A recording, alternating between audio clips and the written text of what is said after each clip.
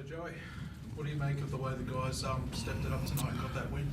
I think it was just some outstanding play. I thought Jerome carried us in that first quarter, made some great plays, great moves, executed really well, but came down and led us and played a great deal on the other end. Drimmick was big and stepped up, and I thought Obi started off really well, and even Teasy with the first couple buckets. So we got off to a great start and just seeing what we were capable of.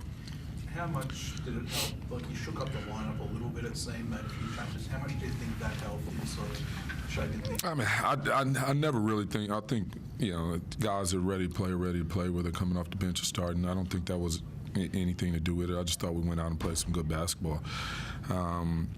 It gave us a little bit of a mix-up where we got. Before we're kind of feeding off each other, we had all our scores in at one time, and this way it kind of allows these guys to get a few more shots, and then when he comes in, he gets a few more shots. So that's all it was. No one was, wasn't punishment or anything. It was just trying to get us better scoring options. With Daniel Dillon as well, it looked like he sort of turned the clock back a bit and showed us that speed and dash that he had a few years back. Yeah, he was really good. He was probably the biggest key for tonight. I mean, he stepped up, and it wasn't just the offense either. I thought he played some great defense and got his hand on some balls and was in position, and then also was able to get Jerome a little break off the point guard as well. So he handled a few. I thought he had a couple key rips. On the wing that was real important. Defensively as well, a few teams have been able to slow the Phoenix's offense like you guys did tonight. What do you think it was? I thought the zone slowed them up. They create a lot of mismatches off brush screens and screens, and we were concerned about that last time. They did a pretty good job of catching us in the gaps or confusing us and knocking down open shots. In the zone, they definitely can get a three when they want, but it's more we know where it's coming from, so we were able to see it a little better. With Ramon, what was the story? He just had some medical stuff that we're just trying to get together and fix up. So we didn't. He was going to give it a go, and then once we were kind of on the roll and playing real well, it just wasn't really worth risking. You hopefully might get in the next game. We don't know. We don't know right now. We actually just don't know. He did a great job of supporting, and he was loud the whole time. And he gave us everything he could give us tonight. So sometimes it doesn't come on the floor, sometimes it comes from the bench. Jerome, what got you going in that first half? What do you think got the team up and going today? We lost 4 in a row. We had to get going at some point. It was just good to get a win on the road, especially, by a good team like, South East Melbourne. I'm happy that the guys came out with a lot of effort. But for the most part, it was just a matter of time before we, know how to win again. And it just took that win. And I think, moving forward, we should be playing a lot better basketball. They came right, you guys, in that fourth quarter, and they got within 3 points, 2 points of the lead.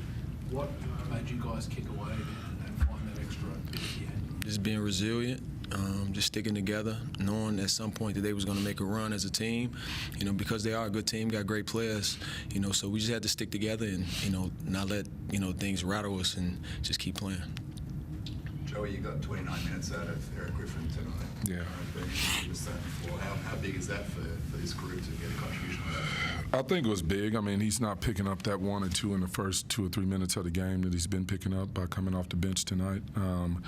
But if he, I keep telling him every game, we need you on the court. We have to have you on the court. And if he's on the court, we can do some great things. I mean, his ability to defend the ball at all positions. He was probably one of the few guys that can defend 1 through 5 on our team. And so, he's important defensively for us, but he's also he can pass the ball and he can score. And if he's out there, he's going to get into a groove.